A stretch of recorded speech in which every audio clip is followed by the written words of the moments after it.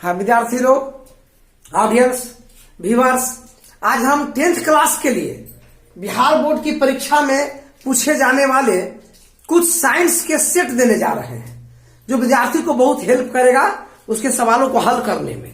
हम लोग बाकी बातों को या फालतू बातों को न करते हुए सीधे अपना टॉपिक और सवाल पर आते हैं। चलिए देखते हैं कौन सा सवाल 10th लेवल का है जिसे हम लोग हल करने की आवश्यकता है। अब पूछे जाने की संभावना भी अधिक है। अब जानते हैं कि 10th के एग्जाम में यानी मैट्रिक के एग्जाम में साइंस का सवाल एक ही सेट में आता है। फिजिक्स, केमिस्ट्री, बायोलॉजी का अलग अलग दिन परीक्षा अलग अलग पेपर में नहीं होता, एक ही पेपर में साइंस पेपर का परीक्षा हो जाता है। चलिए आते हैं, पहला नंबर में है इमल्सन क्या है। अगर आपको पूछा जाए सवाल में कि इमल्सन क्या है तो उसको आप लोग क्या कहिएगा? यही उत्तर होगा कि हालांकि यह सवाल जीव विज्ञान से है।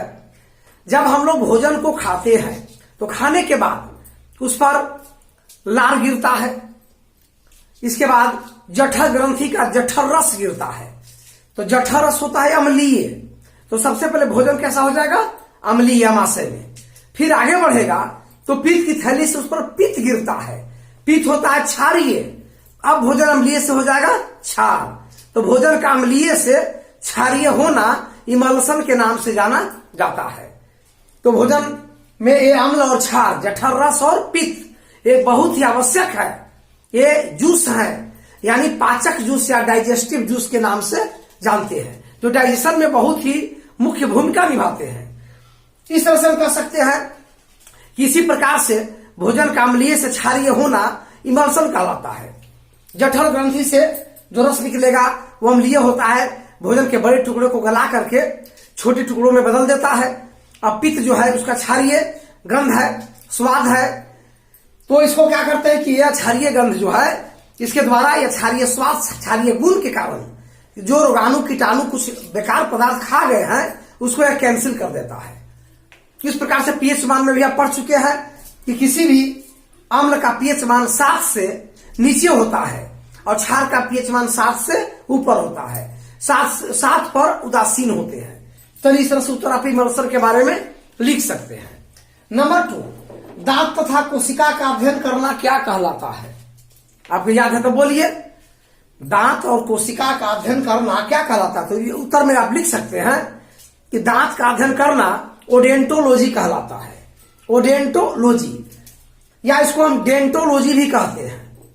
और इसके डॉक्टर के डेंटिस्ट, दांत की हड्डी डेंटिन और दांत का जहां अध्ययन होता है हॉस्पिटल में, वो दांत विभाग को आपको डेंटल सेक्शन के नाम से इसको जाना जाता है। इसी प्रकार से कोशिका का अध्ययन भी परीक्षा में पूछता है, जिसको हम साइटोलॉजी बोलते हैं। कोशिका के अध्ययन करने वाले विज्ञान को साइटोलॉजी यानी स्टडी करता है किसका? कोशिका का। तो ये साइटोलॉजी हुआ। अब इसके बाद जो है नंबर 3 में आते हैं, तैरने का सिद्धांत कौन दिए थे? तैरने का सिद्धांत कौन दिए थे? तैरने यानी उत्प्लावन, लॉ ऑफ फ्लोटिंग का नियम देने वाले थे आर्किमिडीज। तैरने का सिद्धांत, उन्होंने अपने सिद्धांत में कहा कि किसी भी पदार्थ को अंशतः या पूर्णतः किसी द्रव में डुबाया जाता है तो उसके द्वारा विस्थापित पानी का भार उस वस्तु के भार के बराबर होता है तो तैरेगा। वस्तु का भार ज्यादा हो जाएगा तो डूब जाएगा, डूब के तैरेगा। कम होगा तो ऊपर तल पर तैरेगा। तो इसकी 3 स्थितियां बताई गई थी। यदि वस्तु का भार विस्थापित पानी के भार से ज्यादा हो तो डूब जाएगा, विस्थापित पानी का भार वस्तु से कम हो तो ऊपर तैरेगा, और दोनों का यदि बराबर हो जाए तो डूब के तैरेगा। इसी को कहते हैं आर्किमिडीज का तैरने का या उत्प्लावन का सिद्धांत। इसे हम तैरने का सिद्धांत कहते हैं। ये आर्किमिडीज यूनान देश के रहने वाले थे, यूनानी थे। चलिए आते हैं आपको नंबर 4 में, स्व पोषण क्या है? इसमें सारी हरी वनस्पतियां आ जाएगा। संसार में जितनी भी हरी वनस्पतियां हैं प्रकाश संश्लेषण से अपना भोजन स्वयं बना लेते हैं। इस क्रिया को प्रकाश संश्लेषण, फोटोसाइंथेसिस कहते हैं। इसमें इन्हें 4 कच्चे पदार्थ की आवश्यकता होती है, कार्बन डाइऑक्साइड, जल, पर्णहरित और सूर्य का प्रकाश। इसमें किसी जीव को तंग नहीं करते भोजन के लिए, इसीलिए वनस्पतियों को शांति का प्रतीक माना गया है। इनके द्वारा सूर्य के प्रकाश से बनाए गए भोजन को हम स्वपोषण कहते हैं। स्वपोषण और पौधों को स्वपोषी कहते हैं, जो अपना भोजन को स्वयं बना लेते हैं। अब आते हैं ऊर्ध्वपातन प्रक्रम क्या है? Sublimation process. इसमें है कि कोई पदार्थ यदि ठोस में है तो बिना द्रव में आए ही गैस में बदल जाता है, बिना द्रव में आए ही गैस में बदल जाता है। तो इस क्रिया को ऊर्ध्वपातन या सब्लिमेशन प्रोसेस कहते हैं। जैसे आपको कपूर में ऐसा होता है, कपूर में यह आयोडीन भी वाष्पशील है, तो इस प्रकार से ये बिना अवस्था बदले ही सीधे वाष्प में बदल जाते हैं, ठोस द्रव से सीधे चेंज कर लेते हैं गैस अवस्था। तो इस क्रिया को हम कहते हैं ऊर्ध्वपातन या सब्लिमेशन प्रोसेस।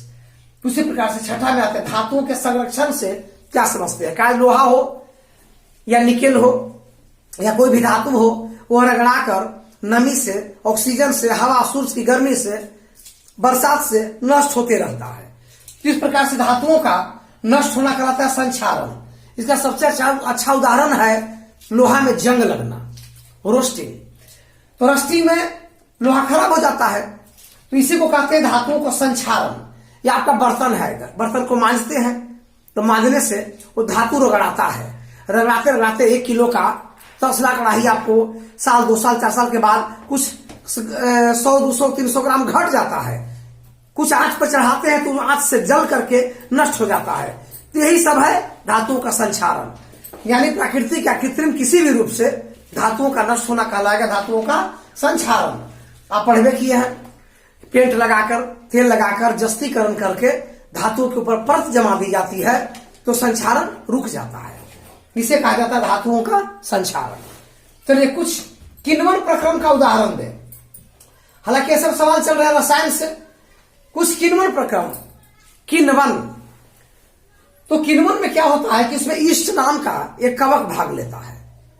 जैसे शराब का निर्माण किण्वन के अंतर्गत ही आता है, इसमें ईस्ट या कुछ जीवाणु भी भाग लेते हैं जो एल्कोहल में और स्पिरिट का उत्पादन करते हैं। या फिर पाव बिस्कुट जो बनाते हैं उसमें भी ईस्ट डाला जाता है, आटे के साथ किण्वन की क्रिया करता है तो थोड़ी सी आटा फूल करके बड़ी हो जाती है, पाव रोटी बन गया। ये सब किण्वन के उदाहरण है। किण्वन फर्मेंटेशन कहते हैं, तो ये ईस्ट के द्वारा और कुछ जीवाणु के द्वारा होता है। इसमें अल्कोहल, स्पिरिट या भोजन को मुलायम बनाने का काम किया जाता है। बेकरी के क्षेत्र में इसका उपयोग करते हैं, इसी को कहते हैं किण्वन प्रक्रम। 9 में आते हैं प्रकाश रासायनिक अभिक्रिया। क्या है वह रासायनिक अभिक्रिया? वह केमिकल रिएक्शन जो केवल सूर्य के प्रकाश में ही हो, सूर्य के प्रकाश से हटा देवे तो यह क्रिया न होगा। जैसे प्रकाश संश्लेषण, रात में प्रकाश संश्लेषण नहीं होता, आप पढ़वे किए हैं, उसके लिए सूर्य के प्रकाश का होना जरूरी है। हालांकि रात में कार्बन डाइऑक्साइड, जल, परहरित सब होते हैं, लेकिन सूर्य के प्रकाश नहीं होते। तो आपको जो है प्रकाश संश्लेषण की अभिक्रियाएं केवल सूर्य के प्रकाश में ही होती है। इसीलिए सूर्य के प्रकाश में होने वाली इस प्रकाश रासायनिक अभिक्रिया, इसी का नाम है प्रकाश संश्लेषण की क्रियाएं सूर्य के प्रकाश में होती है, तो इसी का नाम रखा जाएगा प्रकाश रासायनिक अभिक्रिया। कुछ और भी क्रिया है जो सूर्य के प्रकाश में होती है, उसके और भी उदाहरण है दिए जा सकते हैं।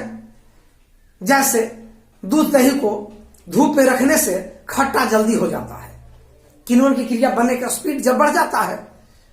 ताड़ी को धूप में रख देने से उबलने लगता है, उसमें अल्कोहल बढ़ जाती है। हालांकि अंधेरे में, छाया में रखने से ऐसा नहीं होता, तो उसको भी हम कहेंगे प्रकाश रासायनिक अभिक्रिया। जो रासायनिक अभिक्रिया सूर्य के प्रकाश में ही केवल संपन्न हो, उसे ही हम कहते हैं प्रकाश रासायनिक अभिक्रिया, फोटोकेमिकल रिएक्शन।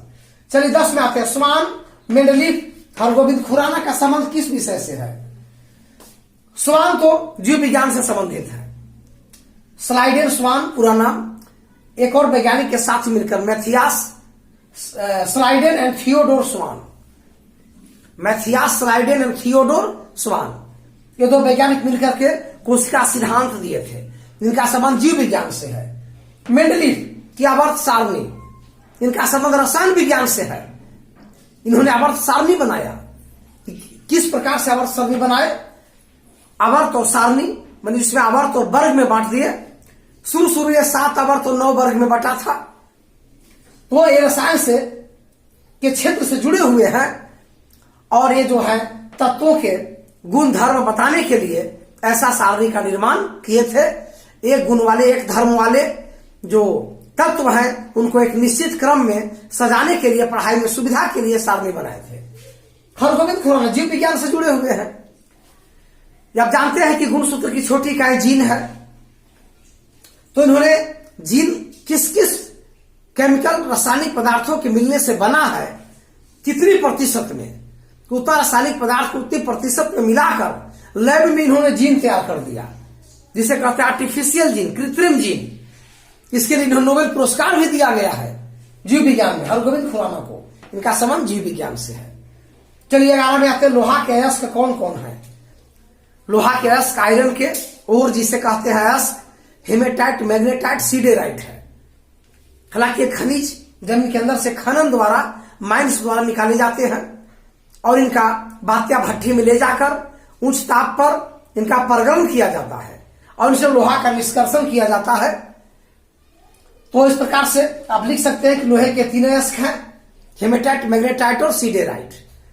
लोहा प्राप्त किया जाता है और लोहे से ही हम लोग अलग से नाइक्रोम, निकेल, कार्बन ये सब मिलाकर स्टेनलेस स्टील तैयार करते हैं, हार्ड आयरन तैयार करते हैं, सॉफ्ट आयरन तैयार करते हैं।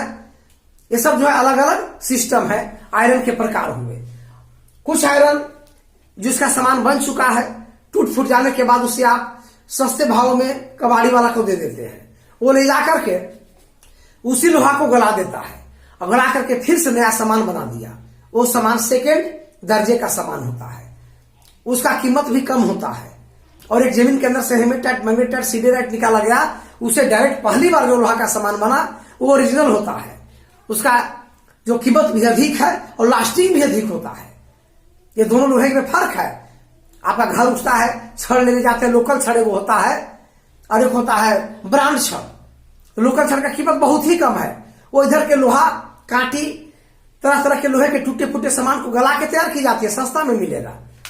और जो ब्रांडेड है तो वो सब जो लोहे के सामान है, जैसे मोंगिया स्टील आता है, टाटा स्टील आता है, ऐसा करके तो ये बहुत महंगा होगा, क्योंकि ओरिजिनल हेमेटाइट से तैयार किए जाते हैं फर्स्ट बार। उनका लास्टिंग भी है।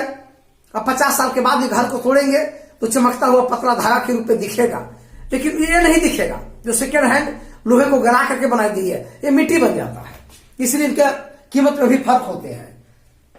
आपके घर में कौन कौन सा, अगला क्वेश्चन है, हार्ड आयरन से बना वस्तु है। आयरन 2 तरह के बतेंगे कि कठोर आयरन और मुलायम आयरन। तो कूटी काटने वाले मशीन का गड़ासी जो है वो हार्ड आयरन का बना होता है। रेती जिसे आप किसी धारदार औजार को पजाते हैं, वो भी जो है हार्ड आयरन का बना होता है। रेती को किसी खुरपी या कुदाल के धार पर रगड़िएगा तो रेती नहीं रगड़ाएगा, कुदाल और खुरपी के धार, पहसुल के धार रगड़ा जाएगा, चमकते हुए लोहा गिरा देगा वो। तो इसी प्रकार से ये जो है कठोर आयरन के बने होते हैं, रेती या कुटी मशीन का गड़ासी जो है, या फिर हेक्सा ब्लेड जो छड़ काटते हैं, छड़ मुलायम लोहा का है और उसको हेक्सा ब्लेड है, कठोर आयरन है। कठोर आयरन में कार्बन अधिक होते हैं, इसीलिए वह कठोर हो जाता है। वो सॉफ्ट लोहे को काट देगा, स्वयं नहीं कटेगा। तो हमारे घर में बनी है वस्तुएं कठोर लोहे की बनी हुई होती है। श्वसन तथा प्रकाश संश्लेषण में क्या अंतर है, अंतिम सवाल है, इंपॉर्टेंट भी है। श्वसन और प्रकाश संश्लेषण में अंतर। श्वसन सांस लेने की क्रिया है, यह प्रकाश में भी होता है, अंधेरे में भी, जबकि प्रकाश संश्लेषण केवल सूर्य के प्रकाश में होता है। एक अंतर हुआ। दूसरा, प्रकाश संश्लेषण में कार्बन डाइऑक्साइड ली जाती है, ऑक्सीजन छोड़ी जाती है, जबकि श्वसन में ऑक्सीजन ली जाती है, कार्बन डाइऑक्साइड छोड़ी जाती है। तीसरा अंतर, श्वसन में ऊर्जा बनता है, जबकि प्रकाश संश्लेषण में भोजन बनता है। चौथा अंतर, श्वसन पौधे और जंतु माने animalia kingdom and Plantae kingdom दोनों में होता है श्वसन, जबकि प्रकाश संश्लेषण केवल प्लांटी किंगडम में, वनस्पतियों में होता है। अपवाद में जंतु में है, जैसे साइनोबैक्टीरिया में, वो एक्सेप्शन है, अपवाद है। इस तरीके से और अंतर है, श्वसन में वायु का आदान प्रदान होता है, जबकि प्रकाश संश्लेषण में सूर्य के प्रकाश में कार्बन डाइऑक्साइड, जल और आपको पर्णहरित, ये सबके मिलने से ग्लूकोज बनते हैं। ग्लूकोज जो भोजन का काम करता है। इस प्रकार से श्वसन और प्रकाश संश्लेषण में अंतर कर सकते हैं। एक चीज और है कि चाहे वनस्पति हो या जंतु, दोनों श्वसन करते हैं। दिन में ज्यादा कम श्वसन होता है पौधों में और रात में ज्यादा होता है, क्योंकि दिन में प्रकाश संश्लेषण में उलझ जाते हैं। परंतु प्रकाश संश्लेषण केवल होता है वनस्पतियों में, जंतु में इसका कोई काम प्रकाश संश्लेषण का नहीं है, क्योंकि स्वपोषी नहीं। जंतु होते हैं परपोषी, कुछ होते हैं परजीवी, इसीलिए वनस्पतियां स्वपोषी है, प्रकाश संश्लेषण उनमें होगा। इस प्रकार से श्वसन और प्रकाश संश्लेषण में अंतर है। चलिए ये आप देख सकते हैं कि आपको 10th क्लास के लिए कुछ छाटे गए साइंस से मुख्य सेट है। एक टॉप किस्म के क्वेश्चन उत्तर दिया गया है, इसको आप 10th लेवल के अनुसार याद कर सकते हैं। हालांकि मैट्रिक स्तर से हम बोले हैं, इंटरमीडिएट स्तर से बोलने के बाद एक एक चीज 2 चीज पर पूरा घंटी निकल जाता है, 1 घंटा। लेकिन वैसी बात नहीं, 10th लेवल से 10th लेवल के अनुसार से आपको याद करना है। क्लास वाइज ही पढ़ाई ठीक रहता है, तो पढ़िए, याद करिए, इसको शेयर भी करिए कुछ बच्चों के साथ। अगर सब्सक्राइब नहीं किए हैं तो सब्सक्राइब कर लीजिएगा हमारे चैनल को।